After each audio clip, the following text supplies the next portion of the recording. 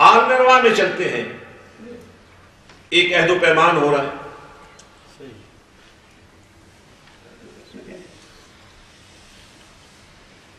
اور دیکھیے عالم ارواح میں 2 مرتبہ یہ آواز گونجتی ہے۔ ایک مرتبہ سب سے کلام ہوتا ہے، اور جب سب سے کلام ہوتا ہے تو یہ ذکر نہیں کیا جاتا یہ کون ہے، ویسے ہی پوچھ لیا جاتا ہے روح سے، کیا میں تمہارا رب نہیں ہوں؟ الستو بربکم، اور روح جواب میں کہتی ہیں قالوا بلی۔ لیکن جب بات نبیوں کی آتی ہے تو یہ ذکر نہیں ہوتا،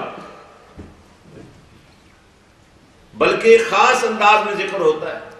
اور دیکھیں میں نے پہلے عرض کیا تھا، عالم ارواح روحوں کی دنیا ہے، ارواح کی دنیا ہے، روحیں ہوتی ہیں مگر جسموں میں نہیں ہوتی ہیں، یہ اس کی منشا کے عین مطابق ہے، جیسے چاہا اس نے کر دیا۔ اب جب نبیوں سے خطاب کیا تو پھر ذکر کیا وَإِذَا أَخَذَ اللَّهُ مِيثَاقَ النَّبِيِّينَ، فرمایا روحوں سے نہیں عہد و پیمان ہوا، نبیوں سے عہد و پیمان ہوا۔ یعنی عالم ارواح میں بھی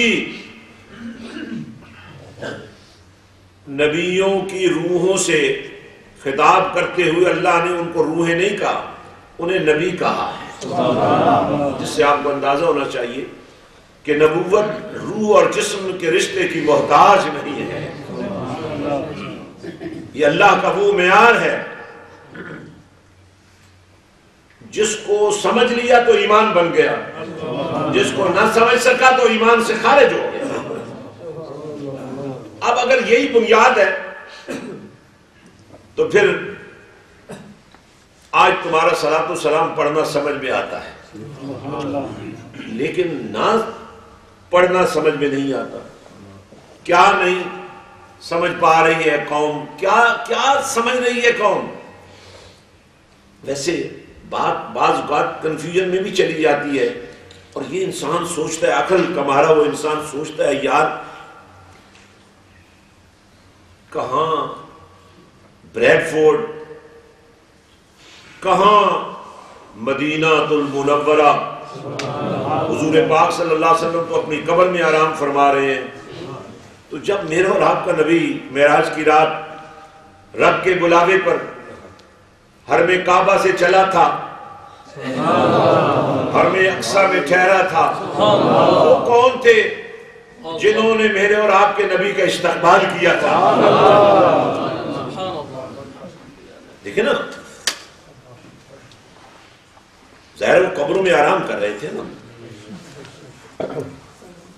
اور ان کے آرام کا بھی ذکر موجود ہے کہ کیسے آرام کرتے ہیں۔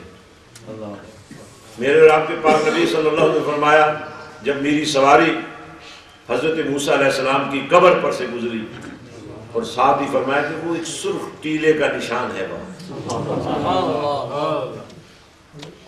فرمایا میں نے دیکھا حضرت موسیٰ علیہ السلام اپنی قبر میں کھڑے ہو کر لیٹنے کی جگہ بڑی مشکل سے بنتی ہے، جناب موسیٰ علیہ السلام کھڑے ہو کر اپنی قبر میں نماز ادا کر رہے ہیں۔ آج جب صدیوں کے بعد ہم یہ کہتے ہیں بھائی نبی نبی ہوتا ہے،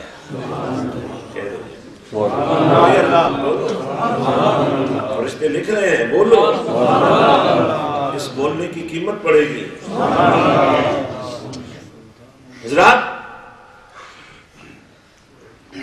جب ہم کہتے ہیں الصلاۃ والسلام علیک یا رسول اللہ،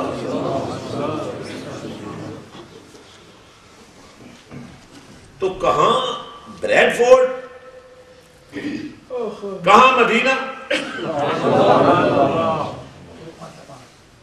ایک مدینہ تو واقعی سعودیہ میں ہے، اور ایک مدینہ تیرا سینہ بھی بن سکتا ہے۔ سبحان اللہ، سبحان اللہ۔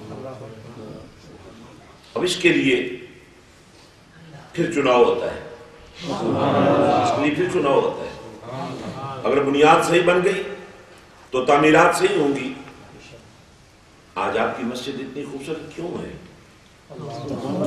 شاید آپ یہ سمجھتے ہوں گے کہ اس کی جو بنیادیں آپ نے اینٹوں سے پتھروں سے رکھی، یا اس میں جو آپ نے نقش و نگار لگائے اس کی وجہ سے خوبصورت ہے، نہیں، بلکہ مجھے کہنے دیجئے یہ آپ کی ان نیتوں کا حسن ہے جو زندگی کے مختلف مرحلوں میں اللہ نے پسند کیا، آپ کی محبتوں کو، آپ کی نیتوں کو، آپ کے ارادوں کو، آپ کی سوچوں کو، اور انہیں اکٹھا کر کے مدنی مسجد کے روپ میں تمہیں دے دیا واپس۔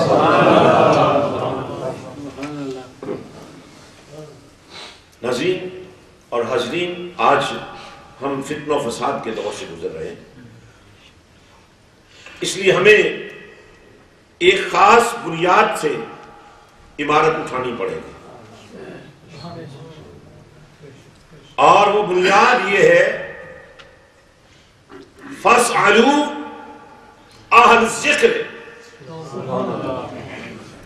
إِن كُنتُمْ لَا تَعْلَمُونَ۔ سب سے پہلے تو تمہیں یہ ظاہر ہے آپ کو ٹاک شوز دیکھ دیکھ کر بڑے ماہر ہو گئے ہیں سیاست کے لیے، لیکن کیا فائدہ ہے اس ماہر ہونے کا؟ ساری دنیا کو پتہ ہے کرپشن کیا ہو رہی ہے، کیسی ہو رہی ہے، کون کیسا ہے، کون کیا ہے، سب کو پتہ ہے، لیکن کوئی سچی بات کرنے کے لیے تیار ہی نہیں ہے۔ کوئی جھوٹ کو ظاہر کرنے کے لیے سب کچھ ظاہر ہے، کسی میں اتنی ہمت نہیں، کسی میں اتنی جرت نہیں، آگ لگی ہوئی ہے بجھا نہیں پا رہا۔ اس لیے ایک خاص بنیاد آپ کو تیار کرنی ہوگی، اور یہ وہ بنیاد ہے اگر آپ نے بنا لی تو پھر آپ میں سے بھی اللہ کے فضل کا نور پھوٹنا شروع، یعنی ساری زندگی نمازیں پڑھنے والا شخص، مسجد کو آباد کرنے والا شخص، اللہ کی راہ میں مال خرچ کرنے والا شخص، اس سے تو اب خوشبو آنی چاہیے نا جناب۔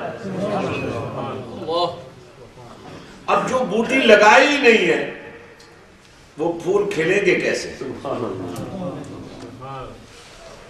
دیکھیں جو نبی ہوتا ہے نا وہ تو چنا ہوا ہوتا ہے، اور چننے والے نہیں چونکہ بنانا ہوتا ہے، وہ بناتا ہی ایسا ہے کہ وہ چننے کے لائق ہوتا ہے، اور چننے جانے کے بعد تو پھر اور لائق ہو جاتا ہے، جس کو سیٹ مل جاتی ہے، جس کے لیے کوئی سٹیٹس ہوتا ہے۔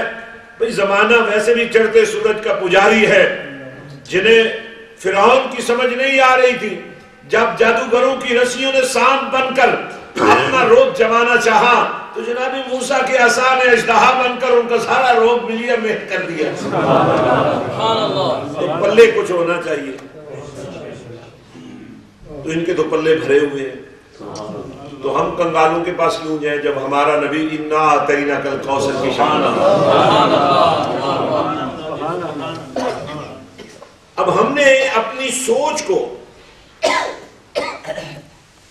اس بات پر فوکس کرنا ہے، اس بات پر لانا ہے کہ کیوں نہ ہم بھی اللہ کے فضل کا حق حاصل کر لیں۔ تین طرح سے ہو سکتا ہے، یا صدیقین کے گروہ میں شامل ہو جائیں، یا پھر اکو واری سیر کٹا دیں۔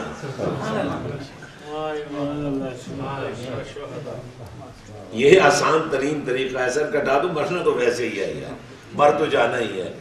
جن چیزوں کے لیے ہم مرے جا رہے ہیں وہ تو ظاہر ہماری ہے ہی نہیں، جس کے لیے مرنا ہے وہ اگر مرنا نصیب ہو جائے، ایسے مرو گے تو خودکشی حرام ہے، لیکن جب موقع مل رہا ہو اس پیار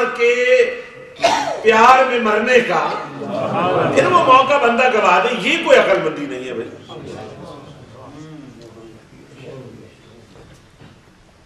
تو یہ بھی کبھی کبھی موقع ملتا ہے شہید ہونے کا بھی، ہر وقت آپ شہید نہیں ہو سکتے، شہید ہونے کے لیے بھی ایک خاص موقع ہوتا ہے، لیکن وہ موقع بھی حاصل کرنے کے لیے پھر آپ کو شعور تو لینا پڑے گا۔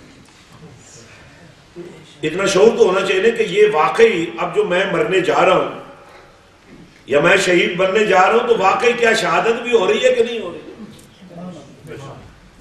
کہتے ہیں کہ وہ ایک خودکش حملہ آور کہیں خود حملہ کرنے گیا تو اتفاق سے اکثر نوجوان بھی ہوتے ہیں، تو نوجوانوں کے جذبات بھی بڑے عجیب و غریب ہوتے ہیں، تو وہ نا اسی دوران حملہ کرنے سے پہلے ہی نا جب اس کو خیال آیا کہ میں بھی ختم ہو جاؤں گا، تو تھوڑی دیر کے لیے نا وہ گر پڑا اور بے ہوش ہو گیا سوچ کر ہی، اور اسی دوران ظاہر ہے انہوں نے اس کو پکڑ لیا اور پھر اس کو لے گئے ہاسپٹل میں رکھا، ہوش میں آیا تو وہاں نرسیں وغیرہ تھیں، اتفاق سے کہ اس وقت 2 نرسیں تھیں، جو ہی اس کی آنکھ کھلی کہتا بھائی میرے ساتھ تو 72 کا وعدہ کیا گیا تھا، یہ تو صرف 2 ہے۔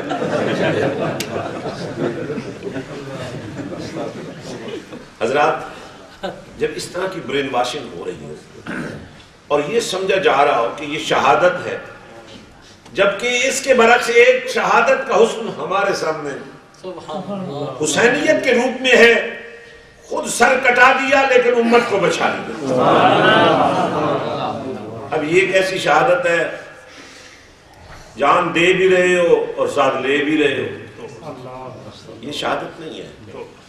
مزہ تب ہے تمہاری شہادت کے نتیجے میں کوئی فتنہ ختم ہو جائے، کوئی گندگی اور غلاظت مٹ جائے، تمہاری شہادت کی وجہ سے پاکیزگی اور طہارت کا نور اللہ کی رحمت کا سمندر بن کر بہنے لگ جائے، امت کی دستگیری ہو جائے، پھر تو ٹھیک ہے۔ اس سے آگے ایک اور چھوٹا سا راستہ ہے جس کو صالحیت کہتے ہیں، لیکن رسول اللہ صلی اللہ علیہ وسلم نے ایک غزوے سے واپسی پر یہ فرمایا صحابہ کرام رضوان اللہ تعالی علیہم اجمعین سے کہ میرے صحابہ آؤ میں تمہیں ایک بات بتاؤں، رجعنا من الجہاد الاصغر الى الجہاد الاکبر، ہم چھوٹے جہاد سے بڑے جہاد کی طرف جا رہے ہیں۔ اور صحابہ کرام نے عرض کیا یا رسول اللہ صلی اللہ علیہ وسلم ہم تو ابھی دشمن سے لڑ رہے تھے، ہماری جانوں کو خطرہ تھا، ہمارے سر کٹنے کا خطرہ تھا، ہم اس کو چھوٹا جہاد کہہ رہے ہیں۔ فرمایا ہاں، بڑا جہاد یہ ہے کہ وہاں تم نے کسی کے ہاتھوں قتل ہونا تھا، یہاں تم نے اپنے نفس کی خواہشات کو اپنے ہاتھوں سے قتل کرنا ہے، اور ایک دفعہ نہیں، وہاں تو ایک دفعہ لگ گیا تیر نشانے پر تو بات ختم ہو گئی، یہاں صبح بھی جینا ہے اور مرنا ہے اور شام بھی جینا اور مرنا ہے۔ ہر وقت تمہیں حلال اور حرام کی تمیز ہونی چاہیے، ہر وقت تمہیں حق اور باطل کا شعور ہونا چاہیے۔ یہ بات جاننے کے باوجود قل جاء الحق وزهق الباطل ان الباطل کان زہوقا، سورج چڑھ آئے تو کوئی اندھیرا رہ جاتا ہے، اسے کہنا پڑتا ہے چلے جاؤ، وہ تو خود چلا جاتا ہے۔ فرمایا جب صالحیت کا تاج پہن لو گے، جب کردار کے دھنی بن جاؤ گے، جب اخلاق کے پیکر بن جاؤ گے، جب تمہیں آداب مہمان نوازی آنا شروع ہو جائیں گے، اور جب تم کملی والے کے قدموں کی خاک کو اپنی آنکھوں کا سرما بنانے لگ جاؤ گے، تو پھر تمہاری شانوں کا تمہیں خود اندازہ نہیں ہوگا۔ حضرت میں کوئی زیادہ طول نہیں دینا چاہ رہا ہوں، صرف ایک گفتگو کا آغاز کیا ہے کہ ہم کہاں کھڑے ہیں۔ آج کا مسلمان جہالت کے گڑھوں میں گرا ہوا ہے۔ میں ان کی بات نہیں کرتا ہوں جو آتے ہی نہیں ہیں مسجد میں ان کی بات کر رہا ہوں جن کو اللہ نے یہ توفیق دی، یہ عزت دی، یہ سعادت دی کہ وہ اپنی 5 نمازیں اللہ کے گھر میں باجماعت پڑھیں، ایک ایک لفظ قرآن کا اگر ہر نماز پر سیکھنا شروع کر دیں تو جہالت نام کی کوئی چیز اس معاشرے میں نہیں رہے گی۔ ہم جو دعا مانگتے ہیں اس کا بھی ترجمہ ہمیں نہیں آتا، جو نماز پڑھتے ہیں اس کے بارے میں پوری آگاہی حاصل نہیں کرنے کی کوشش کرتے. اور پیر صاحب تو ویسے ہی بڑے مصروف ہیں، علامہ صاحب بھی بہت مصروف ہیں، امام صاحب سلام پھیرنے کے بعد نظر ہی نہیں آتے ہیں، وہ سب سے زیادہ مصروف ہیں. میں کسی ایک مسجد کی بات نہیں کر رہا ہوں، میں ایک جنرل ویو دے رہا ہوں اور جنرل ریویو دے رہا ہوں. ہماری تعلیم کا یہ حال ہے. ابھی یہ نوجوان بچہ آپ کے سامنے تلاوت کر رہا تھا، نعت رسول پیش کر رہا تھا، کلام باہو پیش کر رہا تھا. کیا ہمارے بچے کو ایسا نہیں ہو جانا چاہیے؟ جو نہیں ہے کیوں نہیں ہے؟ یہ سوال ہے نا. میں اپنے اوپر سوال کروں، آپ بھی نہیں سوال کر رہے. اگر آپ کا بیٹا ایسا نہیں ہے، آپ کا پوتا ایسا نہیں ہے، تو رسپانسبل کون ہے؟ آپ ہی ہیں نا. کلکم رائی. یہ نہیں جان چھوٹے کہ قاری صاحب نے پڑھایا ہی نہیں، جو پڑھ گیا اس کو تو پڑھایا نا. تمہارے والد کو کیوں نہیں پڑھایا؟ یہ تو تم پوچھ لو کیوں نہیں پڑھایا. کچھ نے کہا تو رکھتے ہو نا بھائی. اور نہیں پوچھا تو یہ بھی غلطی ہے نا. ٹھیک ہے، کوئی سبب ہوا ہوگا کہ مجھے اور آپ کو ہمارے والدین کسی وجہ سے حافظ قاری نہیں بنا سکے، تو کیا ہم اپنی اولادوں سے وہ رویہ اختیار کریں؟ وہ محروم ہوئے نا تاج سے. جو اگر ہمیں آپ کا حافظ و قاری بنا دیتے، آپ کو بنا دیتے، تو یہ تاج ان کو پہنایا جاتا نا. وہ بھی محروم ہو گیا اور آپ بھی محروم ہونا چاہ رہے. کیوں گئے؟ اتنی عزت والا تاج کہ آنے والے کو دیکھ کر لوگ پوچھنے پہ مجبور ہو جائیں کوئی نبی اور رسول آ رہے ہیں. آواز ہے نہیں، یہ نبی اور رسول نہیں ہے، یہ ان حفاظ کے والد ہیں جنہوں نے شبوں روز محنت کر کے اپنے بچوں کو، بھتیجوں کو، بھانجوں کو، دوتوں کو، پوتوں کو، رشتوں کو، ناتوں کو اس طرح نبھایا کہ منہ تو نہیں چوما لیکن ان کے منہ چومنے کے لائق بنا دیے.